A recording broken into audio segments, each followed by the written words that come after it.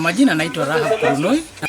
Kwa leo ninafundisha wamama kutoka kaunti za Mombasa na wamekuja hapa ili waweze kupeleka hii knowledge kwa wamama wengine katika eneo zao.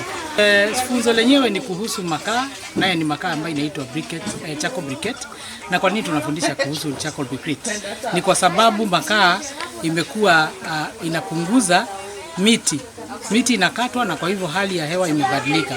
Kwa hivyo tunawafundisha ili waweze kutumia waste kutengeneza makaa. Kila mama akiweza kujitengenezea makaa yake kupitia chenga za makaa au vijiti na tagaa na zile waste material, kuweza kuzichoma na kutengeneza ile cha ya makaa na kuweza kutengeneza uji, na huo uji ni kupitia pia kwa waste ya wishwa ama zile leftovers za kule kwa kisiagi, that is posho meal.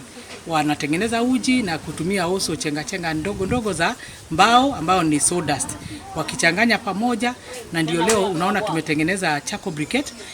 Zikishatengenezwa na kukaushwa zinachukua kama muda wa siku 2 na ziko tayari kutumika. Kwanza ukishamaliza kutengeneza unaweka for 2 hours nje kwa jua kwa masaa 2, ule mvuke unaisha, na baadaye unaweka chini ya kivuli kwa siku 2 hadi 3 na ziko tayari kutumika. Inaweza kufanywa kama biashara, kuuza katika eneo ile wanaishi na pia hata kwa nje ya Mombasa.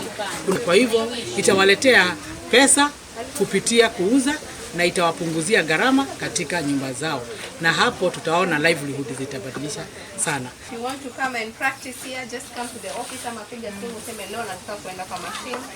It is open ni yenyu, see it. That is why iko kwa community, iko kwa ofisi za kwetu. Tumeelewana mpaka hapo? Mwalimu atatembea na nyinyi. Si eti naishia hapa.